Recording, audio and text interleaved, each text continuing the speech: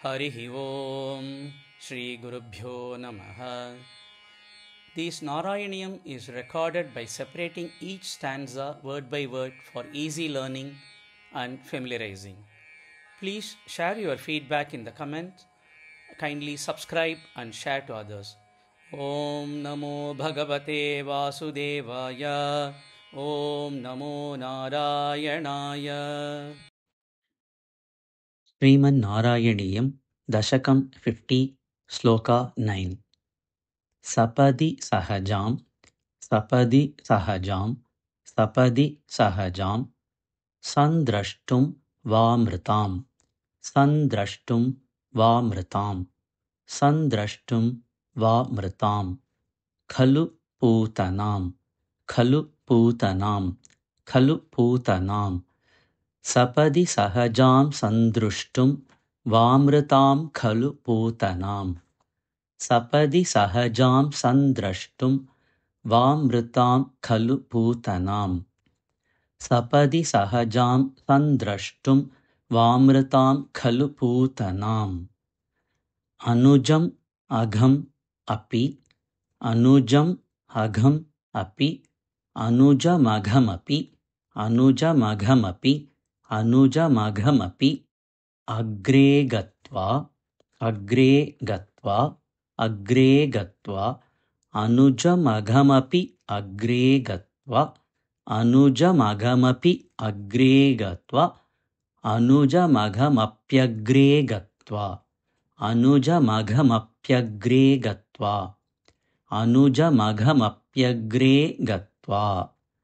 ಪ್ರತೀಕ್ಷಿತುಂ ಏವ ವಾ ಪ್ರತೀಕ್ಷಿತುಂ ಏವ ವಾ ಪ್ರತೀಕ್ಷಿತುಮೇವ ವಾ ಪ್ರತೀಕ್ಷಿತುಮೇವ ವಾ ಪ್ರತೀಕ್ಷಿತುಮೇವ ವಾ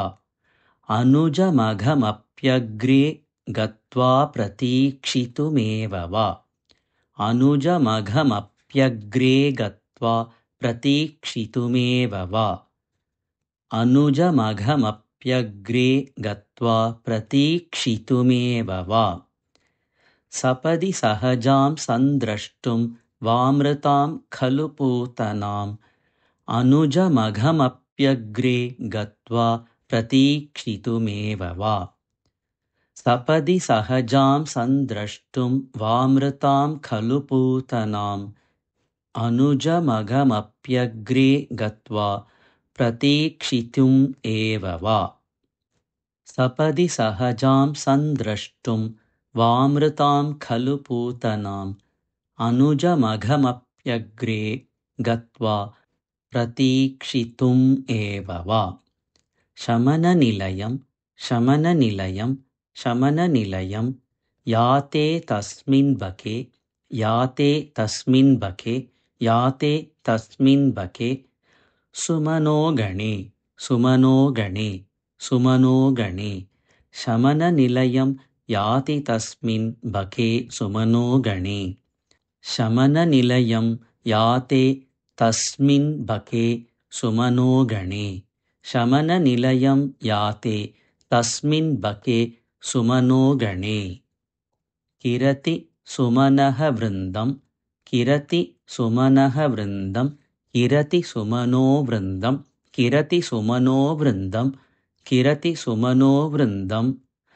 ವೃಂದಾವನಾತ್ ಗೃಹಂ ಏಯಥಾಃ ವೃಂದಾವನಾತ್ ಗೃಹಂ ಏಯಥಾಃ ವೃಂದಾವನಾತ್ ಗೃಹಮಯ್ಯಥಾಃ ವೃಂದಾವನಾತ್ ಗೃಹಮಯ್ಯಥಾಃ ವೃಂದಾವನಾತ್ ಗೃಹಮಯ್ಯಥಾಃ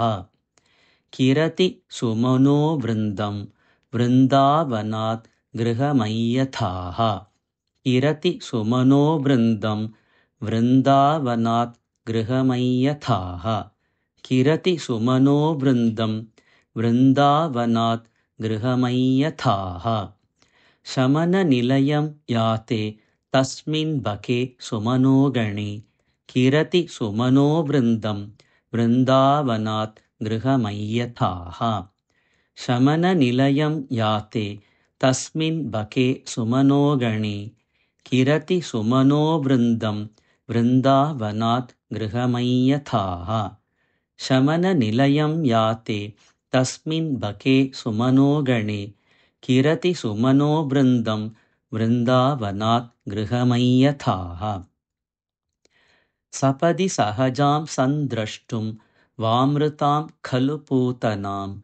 अनुजमघमप्यग्रे गत्वा प्रतीक्षितुमेव वा शमननिलयं याते तस्मिन् बके सुमनो गणे किरति सुमनो वृन्दं वृन्दावनात् गृहमय्यथाः सपदि सहजां सन्द्रष्टुं वामृतां खलु पूतनाम् अनुजमघमप्यग्रे गत्वा प्रतीक्षितुम् एव वा शमननिलयं याते तस्मिन् बके सुमनो गणे किरति सुमनो वृन्दं वृन्दावनात् गृहमय्यथाः सपदि सहजां सन्द्रष्टुं वामृतां खलु पूतनाम् अनुजमघमप्यग्रे गत्वा प्रतीक्षितुम् एव वा शमननिलयं याते तस्मिन् बके सुमनो गणे किरति सुमनो वृन्दं वृन्दावनात् गृहमय्यथाः सपदि सहजां सन्द्रष्टुं वामृतां खलु पूतनाम् अनुजमघमप्यग्रे गत्वा प्रतीक्षितुमेव वा शमननिलयं याते तस्मिन् बके सुमनो गणे किरति सुमनो वृन्दं वृन्दावनात् गृहमय्यथाः सपदि सहजां सन्द्रष्टुं वामृतां खलु पूतनाम् अनुजमघमप्यग्रे गत्वा प्रतीक्षितुमेव वा शमननिलयं याते तस्मिन् बके सुमनो गणे किरति सुमनो वृन्दं वृन्दावनात् गृहमय्यथाः सपदि सहजां सन्द्रष्टुं वामृतां खलु पूतनाम् अनुजमघमप्यग्रे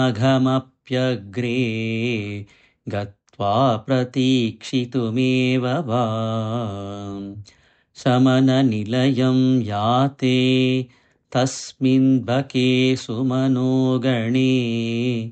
किरति सुमनो वृन्दं वृन्दावनात् गृहमय्यथाः